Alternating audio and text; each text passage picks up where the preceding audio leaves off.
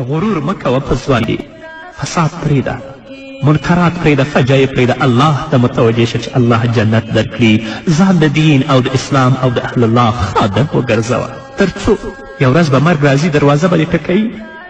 په خروارو خاورې به په تا باندې اچول کېږي هلته نه به توشک شته نه قالینه او نه برق نه مور او پلار چې تا د الله د عذاب نه خلاص کړي یوازینی څیز چې تا د الله د عذاب نه خلاصوي هغه ستا نیک عمل او ستا پاک لمني ده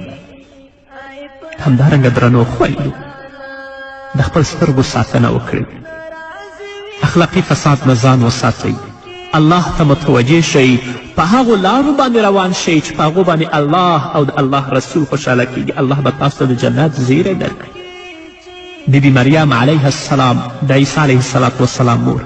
ځان د فساد نه ساتلی الله د جنت زیری ورکوي ځي لامبي چیرته حضرت جبرائیل علیه السلام ورته راځي بیبي مریم ورته څه وایي انی اعوذ بک من الرحمن ان کنت تقیا زه په الله باندې ستا نه پناه غواړم که ته پرهیزګاره یې ما پرېږده جبرائیل علیه السلام ورته وایي چې زه الله رالیږلی یم د دې لپاره چې ستا په ګریوان کې پوکی وکړم تر څو چې الله تا ته بچی درکړي عیسی هغه ورته ووایي چې ما خو واده نه ده کړی او نه مې اخلاقي فساد کړی الله به ما ته د کوم ځای نه بچی راکوي جبرائیل علیه السلام ورته وایي چې واقعیت داسې دی خو دا د الله فیصله ده الله څه وایي په صورت تحریم کې 12 آیت کې ومریم ابنة عمران التي احسنت فرجها فنفخنا فيه من روحنا وصدقت بكلمات ربها وكتبه وكانت من القانتين او د عمران د مریم لور مثال راوړي چې هغې د خپل شرم ځای ساتنه کړې وه بیا موږ په هغې کې له خپل لورې نه روح پوکه او هغې د خپل رب د لارښوونو او د هغه د کتابونو تصدیق وکړه او هغه له اطاعت کوونکو خلکو څخه وه راشئ د الله مطیع شئ د الله فرمانبردار شئ په دې کې به د فتنو او د مصیبتونو نه بچ شئ هم به په دنیا او هم به په آخرت کې په عزت سره وئ په همدې هیله قدرمنو اورېدونکو دا وه زموږ د نن ورځې خپرونه چې ستاسو درانه حضور ته وړاندې شوه تر بلې خپرونې پورې چې زه بیا هم ستاسو درانه حضور ته راځم تاسو ټول په پاک رب سپارم پاتې ژوند او نیکمرغه ښاد بریالي او کامیاب اوسئ تکتیب باطل لنا زه د حق صدا یمه برید کوم جارو باندې زه سپینه رڼا یمه برید کوم جارو باندې زه سپینه رڼا یمه پړک یم د لمر څرک یمه تورو ماښامونو ته توره عمرې زما جوړه ګزارونو ته پړک یم د لمر څرک یمه تورو ماښامونو ته توره عمرې زما جوړه ګزارونو ته توره عمرې زما جوړه ګزارونو ته ټولنې او امت د ملا د تیر حیثیت لري نو له همدې امله ده چې د دوی فساد د ملت فساد او اصلاح د یو ملت اصلاح ده که ځوانان اصلاح ول نو ټولنه او امت به اصلاح وي او که خدای مکړه ځوانان فاسد ول بېدینه ول نو ټولنه او امت به ټول په فساد کې ښکیل وي اسلام هم د ځوانانو پاکلمني او اخلاقو ته پوره توجه کړي تر څو بشري ټولنې ته داسې یو نسل وړاندې کړي چې مهذب په اخلاقو سینګار ځوانان وي او د هغې د ویاړ او پرمختګ لامل شي خو د دې برعکس غربي نړۍ د ټول انسانیت او په ځانګړې توګه د ځوانانو د بېلاریو او بې بندوباریو لپاره ډیر وسایل په کار اچولي چې څنګه ځوانان د اسلام د مستقیمې جادې او شهرانه منحرف کړي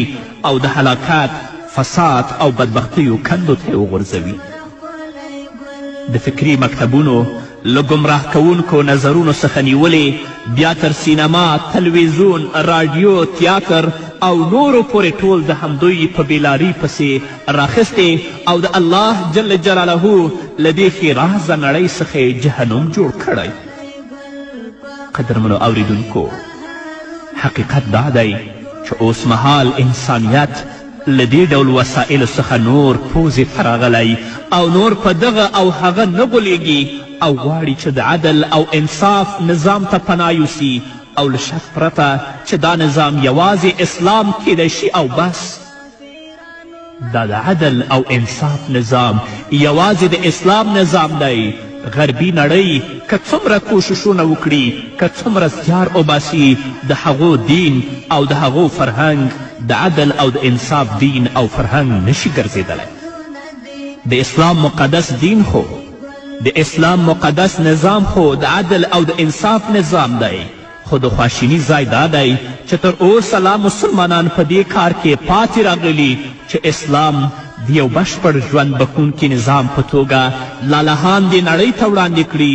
ځکه چې دغه نظام تر اوسه په کتابونو پورې محدود دی او د مسلمانانو په عملي ژوند کې ریښې نه دي غځولي قرآن پیژنو